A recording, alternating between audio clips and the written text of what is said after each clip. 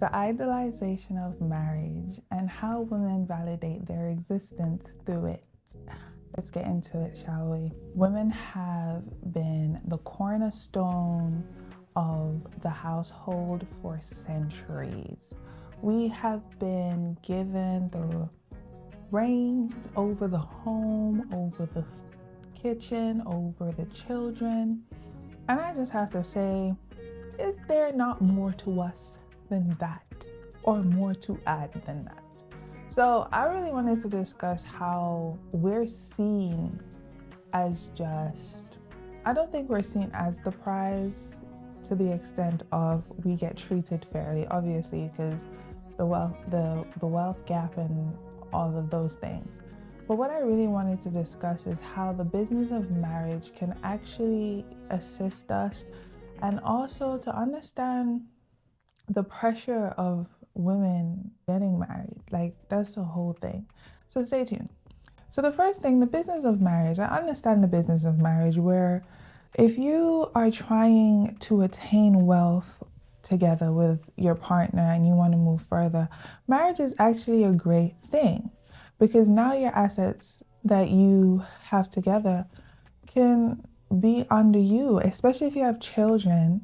That means your assets are honed in together, you have cover over it, and it just stays in the family. I get the fact of that, the whole business of marriage, I get that. But let's go back to the origins of marriage, right? Where marriage is the fact that the state of a woman is literally on the shoulder of a man. Okay? That's the basis of what marriage is in this society. Now, how efficient is something so old now given to us in the present world? This is where it clashes with modern society, because now we have all these different factors in society playing a part where people think marriage is bad. Most young people, they're not like talking about marriage like that. And I don't think people really understand the stake. Women don't really understand what they're giving away when they say they're going to marry someone. Men too. It's so easy to get married, right? And then the affairs of marriage. What happens when the divorce comes in? Do you know what can happen? The detrimental things that can happen after the marriage is not successful, divorce. Now, I really want you to really understand that all your assets are going to be tied together. You know what that means? It means the house that you live in, the car that you drive, the business that you worked from the ground up is now going to be split in half. And this person can ask for anything that they want to, even if it's yours.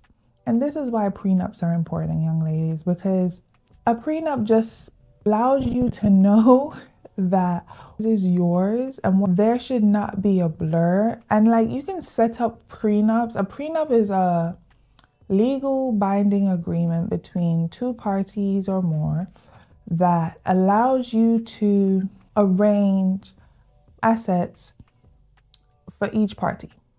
That's it. Whatever you need to put there, that's what you need to put there. And I find a lot of people don't be doing that. And then they end up in this messy divorce, this messy separation that was not built on anything in the first place. There was no foundation. The lust was just lusting, and people were just all over the place, right? So here are two things to look out for before you even consider getting married. The first thing to look for is this person financially literate? Like, do they know how to manage finances? Do they know how to gain wealth without doing illegal things?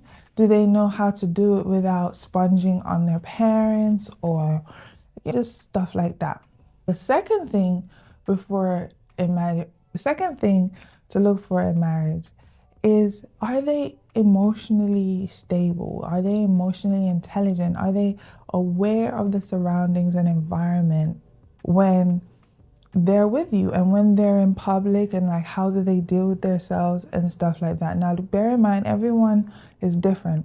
Now we're not going to be playing no games here, because the reason why I'm even making this video, because marriage is mad serious. Okay, marriage is like so serious, and I'm not gonna even joke and tell you that, oh, all these emotional things don't matter. They matter, okay?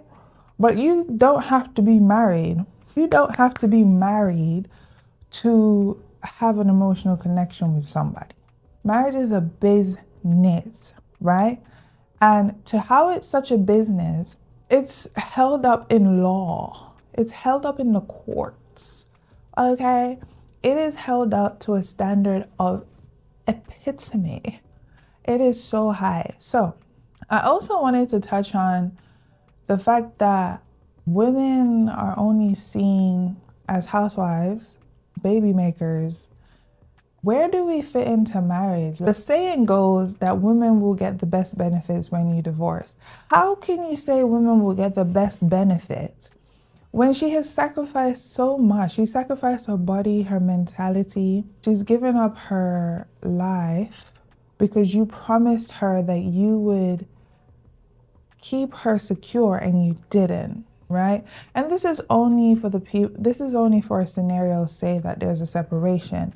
But then you do have people in relationships who are single parents, if that makes sense. The mother alone is in the relationship, and it's sad, right? So this is why I say you don't have to get married to have an emotional connection, because you're going to have the emotional connection before marriage and whatnot. That's how you know you want to marry them. And this is why we need to have this discussion, because the older generation, just because the man has some form of monetary finances, you think it's okay to just get married to somebody. No.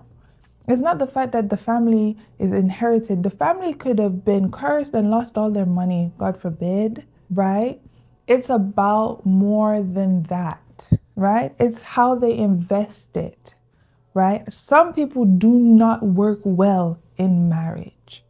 Some people are not business minded. And I want this to ring in your head again. Marriage is a business, right?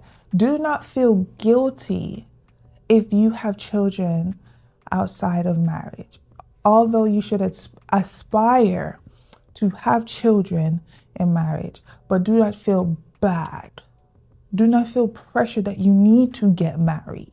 This goes out for the teen moms, the mothers who feel like they're worthless because they've had children. Let me tell you something. Let's go back to ancestors' days.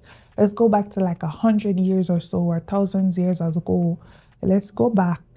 We are going to imagine that colonization didn't happen. And we are going to imagine the fact that women are giving birth without labels. Like, let's not go into that, first of all. Women have been subjugated to their bodies being used as toilets and all kinds of things. Our bodies are sexualized and perverted up until we have children. Let's just talk about that. Our bodies are seen as the sexy goddess, sexy body, all the time. But as soon as the babies have popped out, for some reason, it's not attractive anymore. And I'm not talking about the physicality. I'm just talking about the woman. A woman is tarnished because she has children. That is insane to me. That makes no sense. This is the most beautiful thing that can ever happen. So this is why I say, do not feel guilty and do not feel pressured if you have a child and you are not married, because marriage is a business. There we go. Marriage is a business, and you cannot rush into things like this without proper cause. If you get married, you want a leader. Do you understand what I'm saying? This is more than just feelings. You want a leader. You want someone when the going gets tough, they hold the horn and just like, So, as I was saying, for some people, they rush into things and regret it, and then they sit down and they regret this and they struggle. I know women who have fallen by the wayside and given their whole life and not understand why them life not turn is because they went into business with someone who didn't have their best at hand. Like they didn't have the best in mind for them, right? And I just want to reiterate what I said before. Do not feel guilty if you're not married, because there is nothing in this world that's more important than you loving yourself and you understanding yourself. And I would also add to this tip, if you have the means to learn how to get to financial stability, learn it before you enter the relationship or enter marriage or enter any business venture. Because if you were to go for a job, or you were to pitch to a board group, or you were supposed to pitch to a bank to get a loan, you would have to know your stuff. You would have to know this information. You would have to pitch the right way. So this is how we should approach relationships and approach them, knowing our vision, knowing where we want to go. Don't just willy-nilly and just think that this is going to work out because, oh my gosh, I'm infatuated, this person makes me feel good. Like, no, that is not enough, and you need to do more information. I think that's it. That's the message Spirit has sent to me this week. I was having a conversation with a friend of mine and this topic came. But do let me know below if you have any more tips or any stories. I will be shouting out subscribers. I love interacting with y'all. I love talking to y'all. So let me know below if you have any crazy stories or any advice for ladies who are married, who are not married. And I'll see you in the next video.